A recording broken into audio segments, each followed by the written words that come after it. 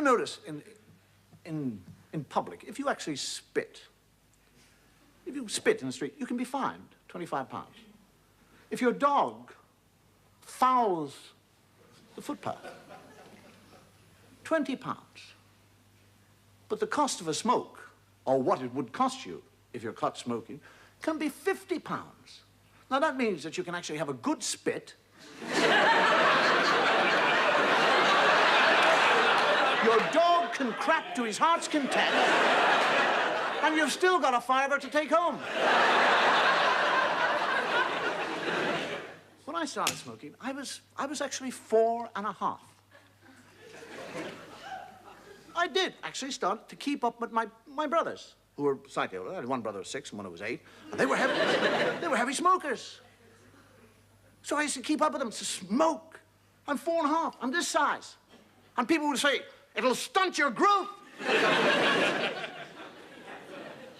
Lavatory. I mean, everybody in school smoked. As soon as there was a school break, we'd all go for the lavatory. In the cubicle. 8 or 9 of us in each cubicle.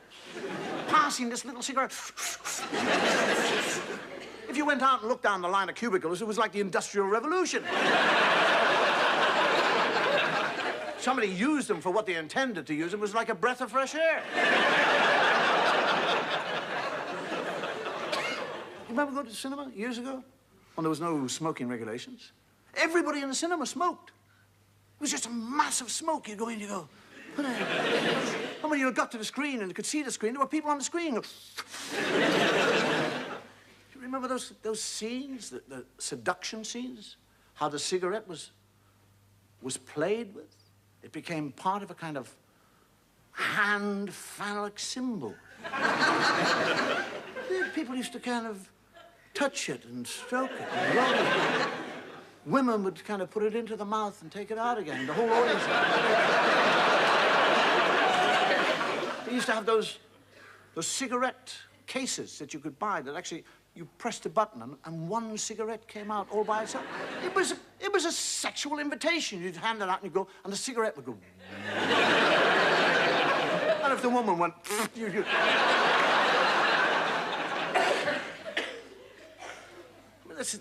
Do we have any smokers here? Yes?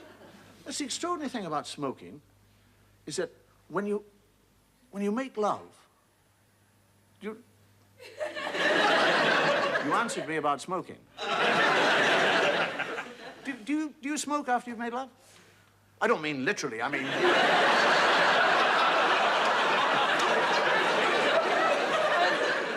Isn't that, I mean, most smokers, you make love. I love you, darling. Oh, yes, that was beautiful. Oh, yes, you are marvelous. It was wondrous. It was, oh, yeah.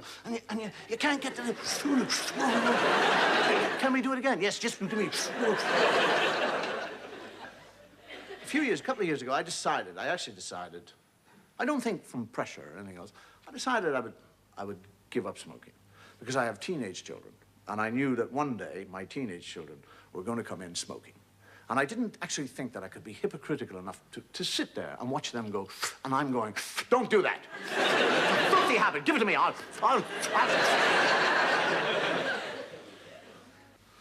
And I woke up one morning, it was 8 o'clock in the morning, and I sat there and I thought, that's it. This is actually the day I would give up smoking. And then I thought, well, I don't really want to give it up. What you should actually do is cut it down. What you should do is actually think, you'll only smoke when you enjoy smoking, because you like smoking, you get a certain pleasure out of it. But instead of it being unhealthy, what you should do is just take the moments that you really get the most enjoyment, and that's the time you smoke. And when you enjoy smoking most? I thought to myself, after a meal, when I've had a meal, that's when I enjoy smoking. Fine, you can have 12 a day. I'm actually sitting there, 8 o'clock in the morning, going, fine, 12, that's good. Right, I'm thinking 12 cigarettes, 12, it's 8 o'clock now. I won't go to bed before 12 o'clock tonight. It's 16 hours, 12 cigarettes. 12, it's an hour and 20 minutes for every cigarette. And I've finished that one. It's only 3 minutes past 8.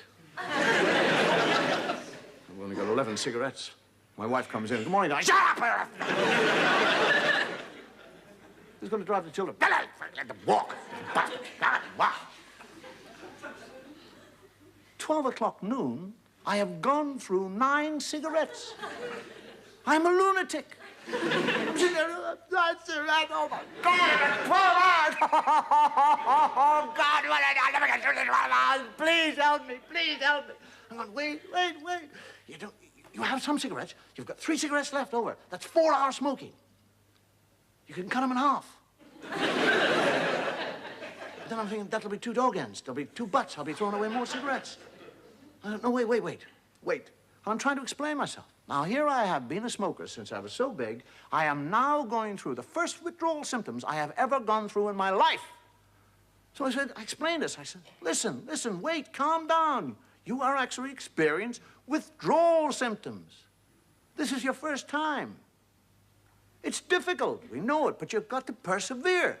Tomorrow, it's not going to be so difficult because you'll have experienced what it is today, so tomorrow it won't be so bad.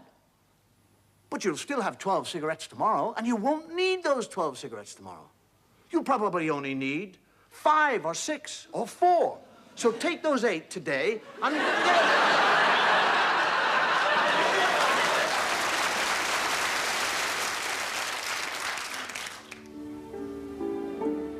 Once upon a time, in a land far away, there lived a princess who never laughed.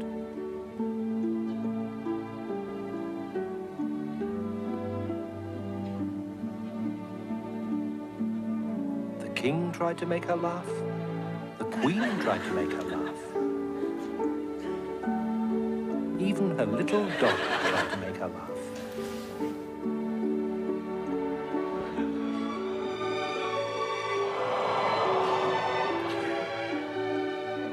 So the king, who loved his daughter dearly, sent messengers to every land in all the world.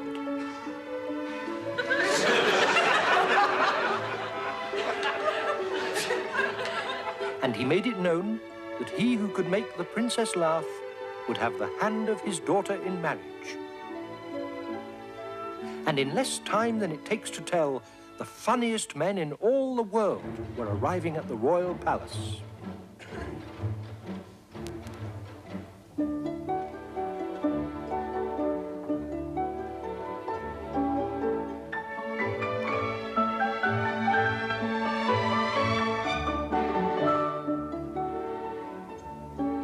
The princess didn't even smile.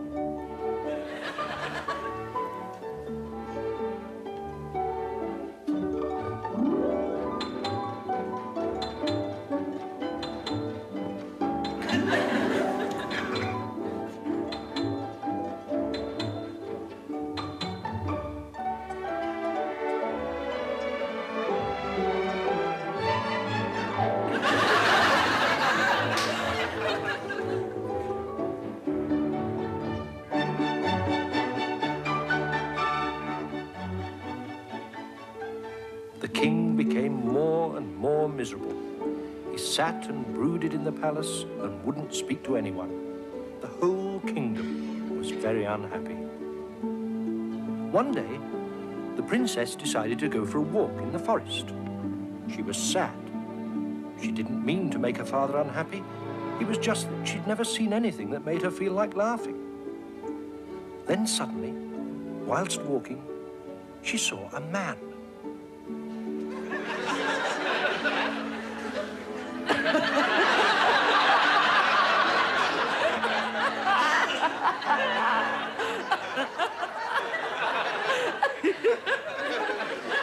The good news swept through all the land.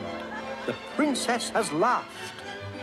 And in no time at all, the princess and the man she met in the woods were wed.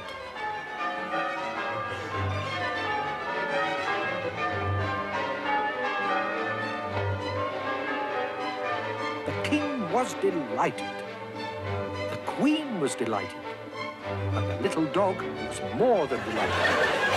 And every morning, the very first thing they heard was the sound of their daughter's laughter. And the princess and the flasher lived happily ever after.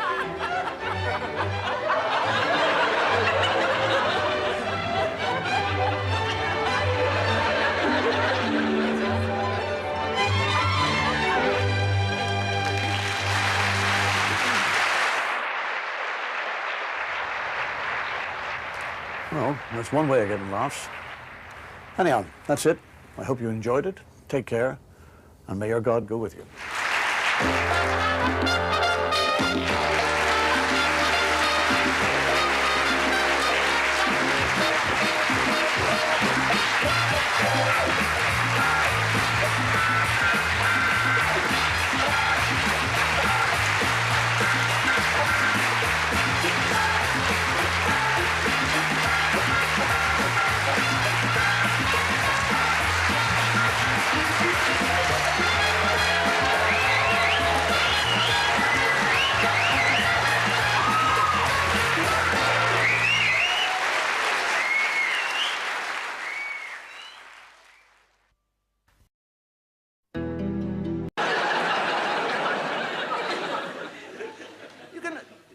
You notice in public, if you actually spit, if you spit in the street, you can be fined £25.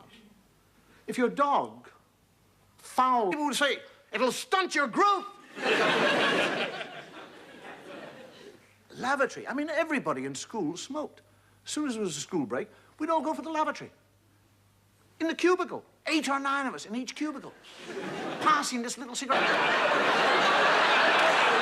Your dog can crap to his heart's content, and you've still got a fiver to take home. When I started smoking, I was actually 4½. I did actually start to keep up with my brothers, who were slightly older. I had one brother who was 6 and one who was 8, and they were heavy smokers.